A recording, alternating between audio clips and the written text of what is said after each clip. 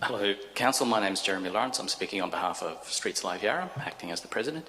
And today I wanted to highlight one item from our written submission, which is about revenue. This is a Myki. I use it to get to work every day. Daily pass, Zone 1 and 2, cost $9.20. And Yarra has about 47,000 on-street car parks, and we issue about 20,000 permits for residences and businesses, which means we've got about 27,000 car parks spare. And we expect that, so that's more than half.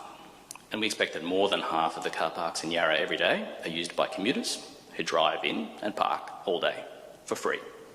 So our suggestion is very simple. It's fair and reasonable to charge commuters $9.20, the same as a Myki, to park in Yarra per day. So this wouldn't touch resident permits or business permits or visitor permits, just commuters who are driving in and parking. The state government thinks $9.20 is a fair rate for a transport service, and I think council could charge the same quite reasonable rate, especially when the price of commercial parking off-street varies to a much higher price. For example, in Cremorne, where I live, it's $27 per day. So I think $9.20 is quite reasonable. And even if we didn't calculate half the car parks in Yarra being used by commuters, even if we only assumed a third of the car parks every day, and we only looked at 250 days per year, so 50 weeks, 5 days a week, that's $36 million a year of revenue additionally. Now, this isn't just small beer, this is a significant quantity. This is $3 million a month. So every month that council delays the implementation of such a reform is costing us $3 million. And we appreciate that council's looked at digital permits before, and there was a conclusion or advice that we don't have the IT infrastructure. Well, to me, for $3 million a month, that's not really a good outcome. For $3 million a month, we could be hiring people, purchasing the required software, or signing a contract with an external parking services technology provider, who would, of course, take their cut, but we would have that massive revenue. And there's a lot of things that the budget could use that money for. Thank you. Thank you. Hi, my name is Bart Williamson. In reviewing the draft budget, I was really surprised to find a large inequity with parking, third person surprise. Under the current draft, if my property was built before 2003, I could get 3 parking permits for $156 a year, while doing the same as a renter or owner of a property after that. I'd either have to buy the spaces for $150,000 or spend $9,000 a year on renting those spaces. It's obvious the inequity in this policy, and it's also clearly benefiting a certain demographic that could afford to buy a property that was built before 2003. I want all of us to be able to access our public realm, including for active parking strategy, sporting, and I see that we have a new parking strategy coming up.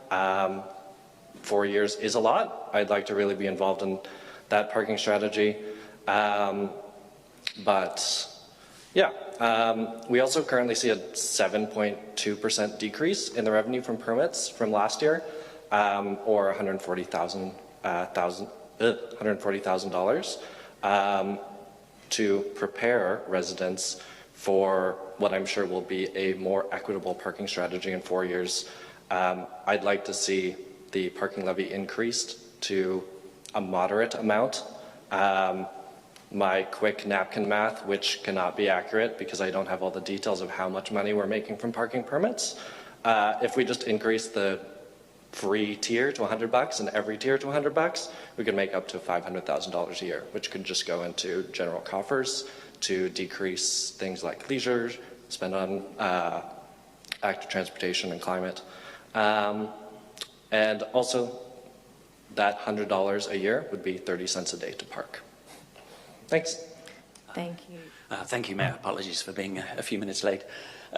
So I'd like to highlight first what I think is the elephant in the room with the council budget that's barely mentioned at all, and that's the huge missing explanation about the very large subsidy for parking that I think So in rough terms, a reasonable rate of return on the council's on-street parking would be something above $100 million a year. Council chooses to actually raise about 10% of that in fees and charges.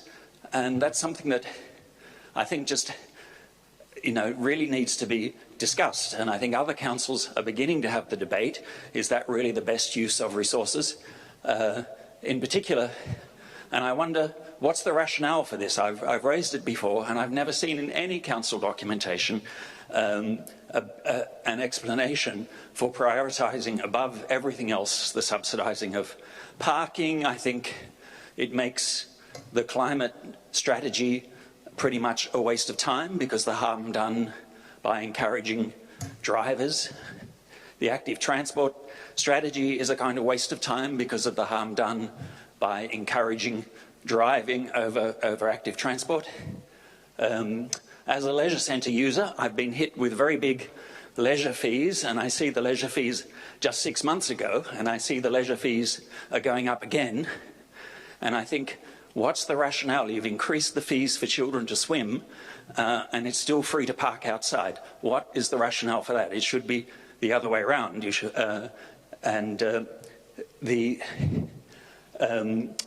there's lots of things that we need to do in the way of, for example, I've mentioned the climate crisis.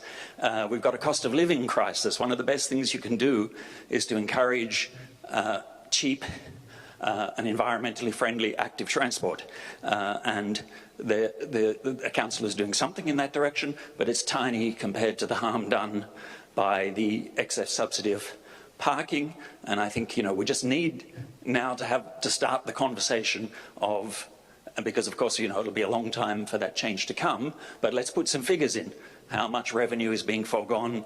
Is this really the best for the city of Yarra? And I think that it isn't. So thank you.